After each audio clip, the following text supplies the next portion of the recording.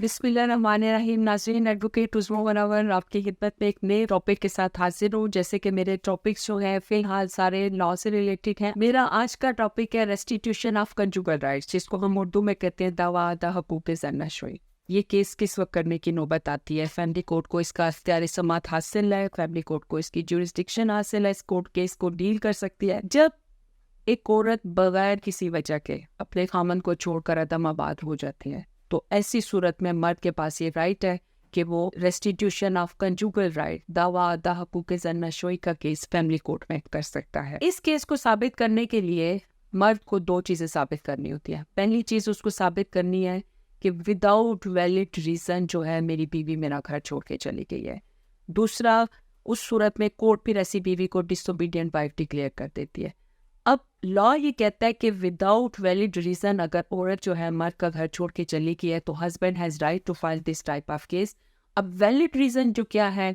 Valid reason औरत ये plea ले सकती है दफ़ा में कि मेरी वैलिड रीज़न है नॉन पेमेंट ऑफ हक महर है, हक महर की अदम अदायगी की वजह से मैं जो हूँ शोहर से अदम आबाद हूँ। ऐसी सूरत में कानून शोहर की कोई मदद नहीं करेगा।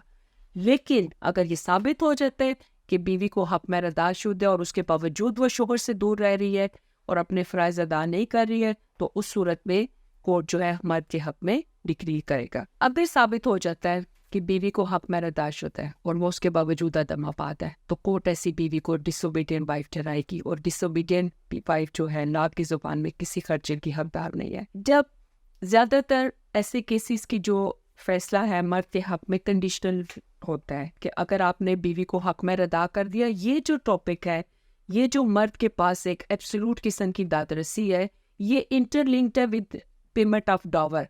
अगर तो डॉवर पेड है तो मर्द को इसकी डिक्री मिल जाएगी, इसका फैसला उसके हक में एब्सोल्यूट हो जाएगा और फिर इसकी इजरा को जब वो फाइल करेगा तो उसके लिए इंतहाई आसानी ही आसानी है।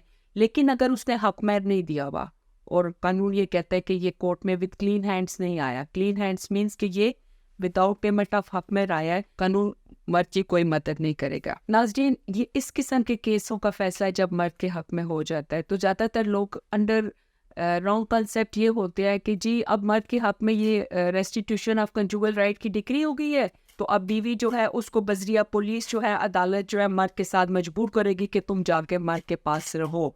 ऐसा हरगिज़ नहीं है। इस केस की इम्प्लीमेंटेशन, इस केस की एग्जीक्यूशन बड़ी इंटरेस्टिंग है।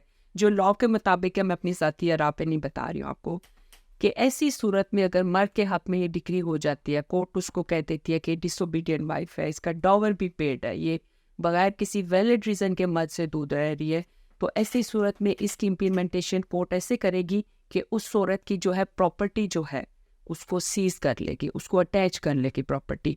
उसकी प्रॉपर्टी में उसका बैंक अकाउंट भी आ सकता है, उसकी उसकी हक महर की ज़मीन भी आ सकती है। और मोस्टली ऐसे होता है कि मैंने रिसेंटली एक केस किया, उसमें एक लेडी है, उसका हक महर था एक कनाल, बहुत कीमती ज़मीन थी उसकी, उसको हमने कंजुगल राइट की डिक्री में एग्जीक्यूशन में हमने उसको अटैच करवा दिया और वो उसकी भी किसी काम की नहीं रही। अटेंड क्या हुआ कि उसको एट एंड जो है उसको पुला की डिक्री लेके अपना फॉरगो करना पड़ा डॉवर, और इस तरीके से ये डिक्री फुली एग्जीक्यूट हो गई इन फेवर ऑफ हस्बैंड। मेरा आज का प्रोग्राम उम्मीद है आपको बहुत अच्छा लगा होगा। अपनी कीमती आरा से ज़रूर मुझे आगाह कीजिएगा।